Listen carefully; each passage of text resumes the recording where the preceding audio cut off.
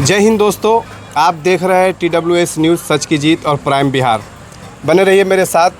और अभी आप देख रहे हैं हम लोग महातो जी दलान पे हैं और यहाँ पे चाय की चुस्की के साथ सियासत पे, राजनीति पे चर्चा हो रही है।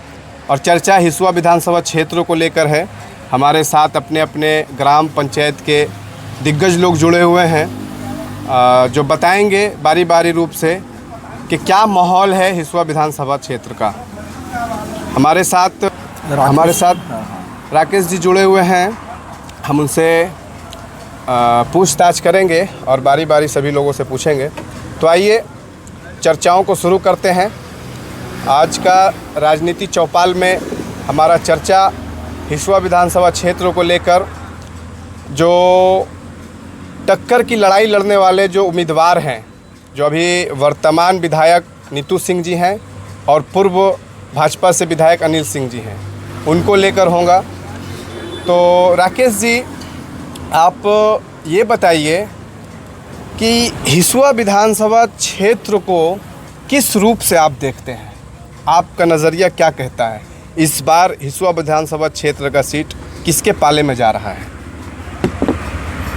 हिसुआ विधानसभा क्षेत्र का चुनाव इस बार बहुत रोचक होने वाला है। पिछले 15 सालों में लोगों ने बहुत कुछ देखा, बहुत कुछ समझा, जो आदें अभी तक लोगों के जेहन से नहीं गई। और 15 साल के बाद जो एक समय ऐसा आया कि नीतू जी बदलाव के लहर में चुनाव जीती। और बहुत से गांव तो ऐसा है कि जहां पहली बार लोग विधायक को देखा। बहुत सारे लोग ऐसे हैं जिस गांव में ये लगता भी नहीं था कि विधायक का फंड आता है। अब सबसे ज़्यादा विधायक फंड पे ही क्वेश्चन होता है। क्यों? इसलिए होता है कि पहले विधायक का फंड आता था लेकिन पता भी नहीं लगता था विधायक का भी कोई फंड होता है। अभी मुखिया का गली दिखाकर, मुखिया का नाली दिखाकर लोग बोलेंगे कि देखिए ये काम नहीं हुआ। इसका मतलब है कि अब विधायक से इतना अपेक्षा हो गया कि मुखिया जो काम नहीं करा रहा है वो भी विधायक जी से अपेक्षा है। इसलिए और अपेक्षा तब होता है जब लोग काम करते हैं। यानी कि आपका जो कहने का मतलब यह है कि भोली भाली जनता को ये नहीं मालूम कि कौन सा काम किसके फंड से होना है। यानी नली गली ग्रामीण क्षेत्रों का कुछ अभी ऐसा है जो नहीं बना है, मरम्मत नहीं हुआ है, तो वो मुखिया फंड से होना था, लेकिन सवाल विधायक से हो रहा है। आपका कहना मतलब ये है ना? इसमें क्या है ना कि विकास के लिए एक सिस्टम बना हुआ है। उसमें सबसे छोटा काम है, यानी छोटे स्तर पर, छोटे लेवल पर, उसके लिए वार्ड सदस्य है। उससे बड़ा अगर कोई काम है पूरे पंचायत स्तर का तब उसके लिए मुखिया है। उससे अगर कुछ ज़्यादा है पंचायत समिति है, उसके बाद जिला परिषद है, उसके बाद विधायक है। विधायक यहीं तक नहीं है, उसके बाद भी MLC है, उसके बाद MLA है। और केवल टोटल विकास का चर्चा हम केवल विधायक को रख के करेंगे तो इसका मतलब हम बेईमानी कर रहे हैं। संभव नहीं है। हाँ, एक विधायक मुखिया का काम, एक विधायक वार्ड सदस्य का काम, एक विधायक वार्ड MLC का काम, एक विधायक MLA का सांसद का काम कैसे कर सकता है? बिल्कुल। हाँ, विधायक का फंड अगर जो आया वो अगर नहीं लौटा, सही से उपयोग हुआ, ये बहुत बड़ी उपलब्धि है। सर, तो अभी आप देखते होंगे कि एक जुमला बहुत चर्चे में है, चापाकल। यानी कि कहीं पे भी विधायक जी से सवाल हुआ तो उन्होंने चापाकल का बड़ा ज़ोर शोर से कहा है कि हमने इस पंचायत में इतना चापाकल दिया है, इस पंचायत में इतना चापाकल दिया है, जबकि और भी विकास हुआ है। तो चापाकल को आप किस रूप से देखते हैं? क्या एक विधायक के लिए इसको विकास के रूप में देखते हैं? किस तरह से देखते हैं आप? नहीं, चापाकल ये जो दिए हैं, पानी सबसे ज़रूरी चीज़ों में से एक है। अगर कहीं विधायक जी का चापाकल हुआ है, इसका मतलब है वो काम आज से 10 साल, 15 साल, 20 साल पहले हो जाना चाहिए। जो बुनियादी सुविधा पानी का है वो अगर नहीं हुआ था तो वो आज हो रहा है। समझ जाइए कि 15 साल में क्या हुआ था। अच्छा। ऐसा तो नहीं कि चापाकल के ऊपर चापाकल हो रहा है। चापाकल वहीं हो रहा है जहाँ लोग जाते हैं। डिमांड होता है कि इतने साल के बाद भी हमारे स्मशान घाट में, इतने साल के बाद भी हमारे दशकर्मा स्थान में, इतने साल के बाद भी हमारे सामुदायिक भवन के पास, इतने साल के बाद भी हमारे सामुदायिक जो खेल का मैदान है वहाँ चापाकल नहीं है। तो जाहिर सी बात है कि उस स्थिति में मैडम को लगा कि करना चाहिए, और इन्होंने अगर चापाकल दिया हर जगह तो इनकी प्रशंसा होनी चाहिए। बिल्कुल। और हमारे साथ अभी राजद के प्रखंड अध्यक्ष जुड़े हुए हैं, जिनसे हम सवाल ये करेंगे, क्योंकि ये यादव समाज से है तो इनसे ये सवाल बनता है। कहीं ना कहीं विधायिका जी को लेकर यादव समाज के बीच आक्रोश दिख रहा है, जिनका उन्होंने क्षमा प्रार्थना भी की हैं। इस चीज़ को आप किस नज़रिए से देखते हैं? देखिए, आज जो हमारे वर्तमान विधायिका है नीतू मैडम जी, जो पूरे हिसुआ विधानसभा के, वो बल्कि यादव समाज नहीं, पूरे हिसुआ विधानसभा के सारे समाज के साथ माफ़ी मांगे। तो माफ़ी मांगना कोई बड़ी चीज़ नहीं है।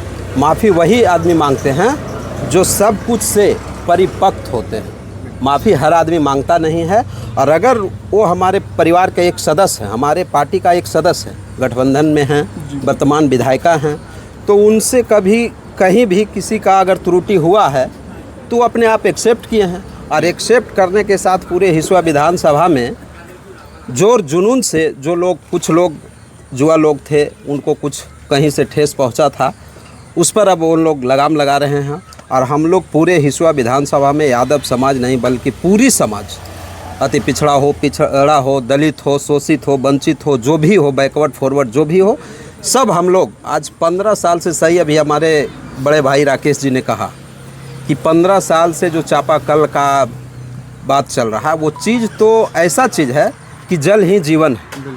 अगर जल नहीं है तो जीवन नहीं। तो वो चीज़ आज 15 साल पहले हो जाना चाहिए था, लेकिन दुर्भाग्य मेरा हिसुआ विधानसभा का है जो कि नहीं हुआ। उस काम पे आज मैडम खरा उतरा, और उतरने के साथ हर गांव में कोई ऐसा मेरा हिसुआ विधानसभा में नहीं है जहां 2, 4, 5, 10 चापाकल मैडम ने नहीं दिया, और जो कि रोड का काम ने नहीं किया है। तो उस कोई बड़ी बात नहीं है। काम तो हमारे हिसुआ विधानसभा में हुआ ही है। और जो विरोधी है, वो विरोधी बहुत तरह के एजेंडा ला रहा है कि देखिए चापाकल में ठेकेदारी हुआ है।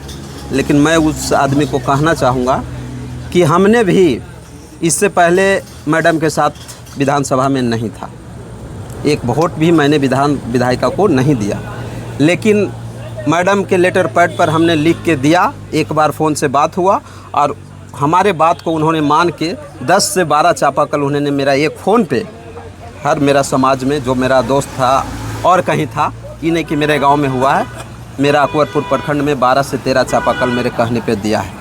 तो मैं वैसे विधायक को तो सम्मान करना चाहता हूँ कि दोबारा उनको मौका मिलना चाहिए। फिर से मौका मिले। हाँ। अच्छा, तो कहीं ना कहीं अभी जो नाराज़गी थी वो ख़त्म हो गई और लोग अब दिल खोल कर साथ आ रहे हैं। नाराज़गी, हाँ, नाराज़गी जो था वो ख़त्म हो गया है। और ख़ास करके मैडम से हम लोग को नाराज़गी नहीं था। कुछ एका दोका लोग थे वैसे लोग जो कहीं कुछ मैसेज दिया गलत, मैडम का इसमें गलती भी नहीं है। और हम लोग को मैडम को जिताकर महागठबंधन का सरकार भाई तेजस्वी यादव जी को मुख्यमंत्री बनाना है, तभी युवा पीढ़ी आगे होगा। जो कि पूरे युवा का उम्मीद एक ही है, नौकरी मतलब तेजस्वी, रोजगार मतलब तेजस्वी, पलायन मीन्स मतलब तेजस्वी। तो पूरे युवा का, हर समाज का अगर किन्हीं पे भरोसा है तो वो तेजस्वी यादव पे भरोसा है। यानी कि सीधे सीधे तौर पे आपका कहना ये है कि तेजस्वी यादव जी की सरकार बनेगी तो युवाओं को नौकरी मिलेगा, रोज़गार मिलेगा, विकास होगा। जो पलायन का आप शब्द यूज किए हैं, वो मतलब जो लोग अभी यहाँ से प्रवासी मजदूर काम के लिए जाते हैं उनको नहीं जाना पड़ेगा, यहीं पे काम मिलेगा। पलायन के बात आप किए तो देखिए, अभी हमारे मोदी जी यहाँ से विवेक ठाकुर उनका सांसद है जी। अभी 2024 में जो लोकसभा का चुनाव हुआ जी, हमारे एक कुशवाहा समाज के, उन्होंने एक पिछड़ा समाज का बेटा को टिकट दिया जी। किसी कारणवश चुनाव हारे। हाँ। जो हम लोग को कहीं ना कहीं गलती हुई। लेकिन आज विवेक ठाकुर सांसद बना, नवादा जिला में क्या दिया उन्होंने? सिर्फ ट्रेन दिए। तो ट्रेन किसके लिए दिए? ट्रेन उस काम के लिए दिए कि हमारे बिहार के जनता उस ट्रेन पर बैठ के गुजरात में जाके नौकरी करे, बम्बे में जाके नौकरी करे। आज मोदी जी जो लगा रहे हैं, वहाँ फैक्ट्री लगा रहे हैं, उद्योग लगा रहे हैं, वो उद्योग अगर हमारे बिहार में होता तो हम लोग, ट्रेन से मतलब नहीं है। ट्रेन किसके लिए है? ट्रेन पलायन करने के लिए है।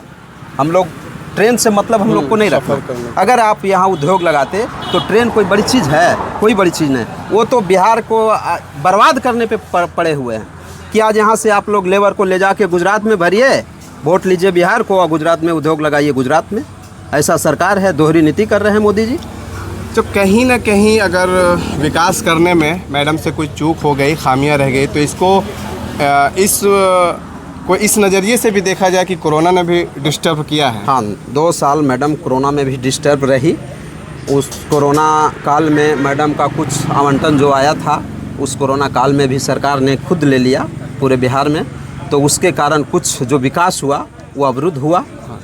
बात भी सही है। कहीं ना कहीं कार्यकाल उनका 3 साल या 4 साल का ही देखा जाए। 3 साल का रहा। 3 साल का रहा। मोटा मोटी 3 साल। तो फिर भी बहुत सारे जो है कि जैसे हिसुआ का तरफ जो रोड गया हुआ है, अपना फतेहपुर, अकबरपुर, ये गोविंदपुर तरफ रोड का भी काम किए हैं मैडम। ये सब चौड़ीकरण और नवीन निर्माण वगैरह हुआ है। नया रोड का भी निर्माण कराई है और चौड़ीकरण भी करवाई है। बहुत ऐसा रोड है, कम से कम मेरे आइडिया से लगता है कि 50 से 60 रोड का उन्होंने DPR भी बनवाए फिर, और काम भी उतना का करीब संपन्न करवा दिए हैं। जी, तो कहीं ना कहीं इतना कम समय का विकास जो है अगर देखा जाए तो जैसा कि आप लोग कह रहे हैं 15 साल, तो 15 साल बनाम 3 साल को देखा जाए तो 15 साल पे भारी पड़ रहा है, यही है ना? हाँ, एकदम भारी पड़ रहा है। 15 साल में जो पूर्व विधायक थे वो क्या किए, हम भी उनके साथ 5 साल राजनीति किए हैं, लेकिन हमको तो नहीं समझ में। हर गांव में अगर देखा जाए तो 2 भाग में बांटने का काम किए हैं, लेकिन वो चीज़ हम अगर मैडम के साथ नहीं भी थे 2020 का चुनाव में, तो मैं ये गारंटी दावे के साथ कहना चाहता हूँ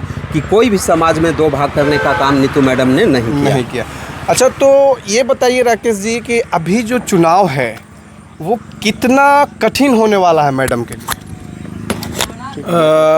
ये चुनाव ऐसे तो हर प्रत्याशी के लिए कठिन होता है, लेकिन मैडम का जो संस्कार है, जो स्वभाव है, उस पे बहुत ज़्यादा लोग ये करते हैं, और बहुत वोट है जो पार्टी स्तर से ऊपर उठ के इनको मिलने जा रहा है। उनके स्वभाव पर, उनके स्वभाव पे, उनका स्वभाव इस तरह का है कि NDA के लोग भी जो चाहते हैं कि वहाँ मोदी जी रहें, वहाँ नीतीश जी रहें, लेकिन हिसुआ में नीतू जी रहें। हिसुआ में नीतू जी रहें। अगर यहाँ NDA ने अगर अनिल जी के जगह पे दूसरा कोई उम्मीदवार दिया होता तो शायद नीतू सिंह जी के लिए और मुश्किल होता, लेकिन NDA ने वही किया कि जिसको लोगों ने नकारा फिर से उन्हीं को उम्मीदवार बना के दिया है। तब जिसको स्वीकार किया पिछले बार लोग रखेंगे, उनको बहुत हर्ष से रखेंगे, स्वीकार उनको भी करेंगे। जी बिल्कुल। अभी हमारे बीच आप देख सकते हैं कि एक बुज़ुर्ग हैं और उनसे भी हम राय लेंगे और जानेंगे, क्योंकि हम लोगों अभी जहाँ तक गए नहीं वो सफ़र तय करके आ चुके हैं। तो अभी हम उनसे सवाल लेना चाहेंगे। तो चाचा ये बताइए, आप जो है इस चुनाव को किस नज़रिए से देख रहे हैं और आपका आकलन क्या कह रहा है? क्योंकि आप जो दुनिया देखे हैं, हम लोगों को देखना बाकी है। आप बहुत सारे नेता को देखे हैं, समझे? तो आपका आकलन क्या कहता है उन नेताओं को देखते हुए और अभी जो वर्तमान में है उनको देखते हुए? आपका आकलन क्या कहता है? खास करके मेरे उम्र के लिहाज से तो मैं ज़्यादा क्षेत्र में नहीं घूम सका, लेकिन राकेश बिहारी के साथ करीब करीब माने कई क्षेत्र में, जैसे नरहट ब्लॉक, नेकरमा, गोवासा, दौलतपुर आदि क्षेत्रों में इनके साथ मैं घूमा, तो मुझे खास करके यह अनुभव हुआ कि उनका जो लोकप्रियता है, उनका जो जहाँ तक वो काम किए हैं, इस तरह से लोगों को इनके तरफ भावना झुकाव है। अच्छा। तो मतलब कि इनका जो स्वभाव था, इनका जो कार्य करने का, विकास करने का जो तरीका था, और जहाँ जहाँ इन्होंने जो चीज़ें ज़रूरत की थी वो पहुँचाई हैं, इस लिहाज से आप जहाँ जहाँ भी क्षेत्र भ्रमण किए हैं, ऐसा लग रहा है कि वोटर और समर्थक इनके तरफ झुके हुए हैं। बिल्कुल। चलिए, धन्यवाद, आपसे बात करके बहुत अच्छा लगा। और जैसा कि आप लोगों ने देखा, यहाँ पे तमाम लोगों से सवाल लिए गए, उनका जवाब आपने देखा। कैसा लगा आपको कमेंट के ज़रिए ज़रूर बताएं, और आपका भी कोई सवाल है तो कमेंट में ज़रूर रखें, हम आगे किसी से पूछने की कोशिश करेंगे आपके सवाल को। धन्यवाद, बहुत शुक्रिया।